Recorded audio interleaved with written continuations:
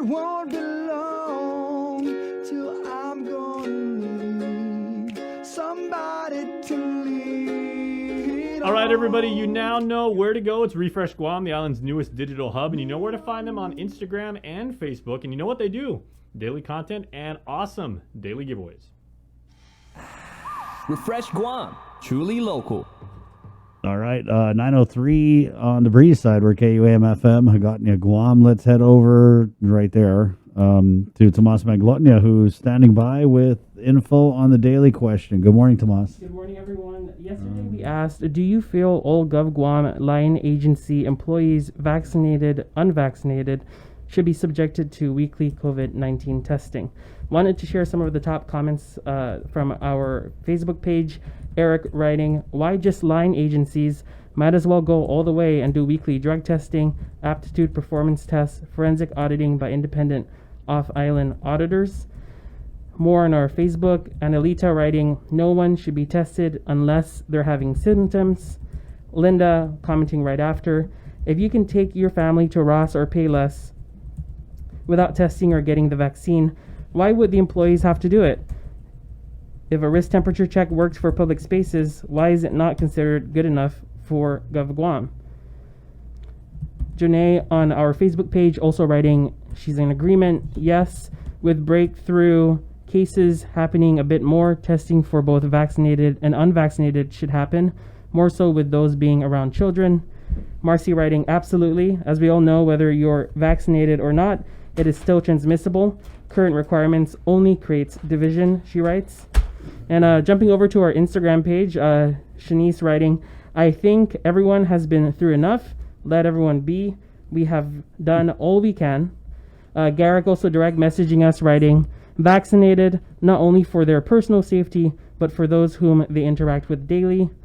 And wanted to share the last comment on our Instagram feed. Tom commenting, no, it is incredibly unreasonable that a working person takes serious time out of the day to get tested and wait on results, only to go back to a shortened work and struggling workforce. This mandate is going to choke and suffocate the workforce, and economy is going to suffer. Once again, our daily question yesterday. Wow. We'll be posting the today's question at 10, and if you missed that, we'll have it again on primetime for you. It's so interesting. I mean, I get, well, I don't really get the deal with the weekly testing, because we all know that even if you present with a negative test on a Monday, there's nothing to say that you don't have COVID on a Wednesday.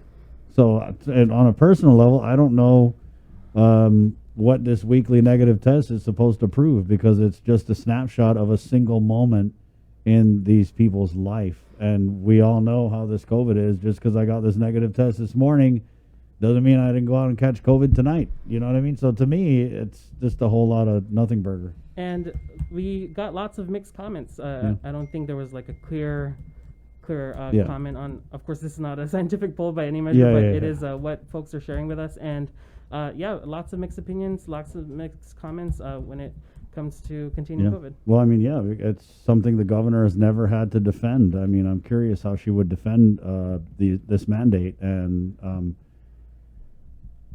this negative weekly test. I mean, her own advisors have come on this show repeatedly and said that, a negative test is a negative test for that moment in time. So I don't get it.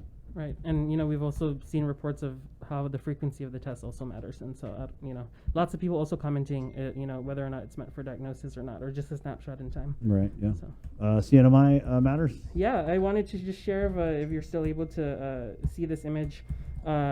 We are going to have a report tonight on a memorandum that was sent out by the CNMI Governor's Office that says, accordingly, effective immediately, any new position that a department, office, agency, or instrumentality wishes to be funded by ARPA shall be pre-approved by the governor.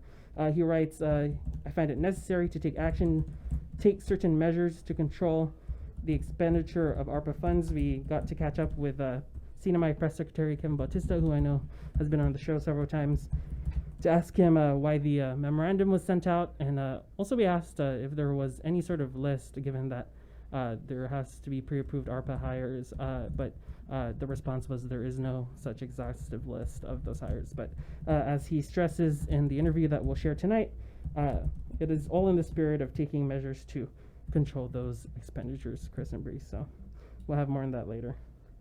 Thank you, Tomas. Thank you so much. Thank you, Tomas. All right, 9:07.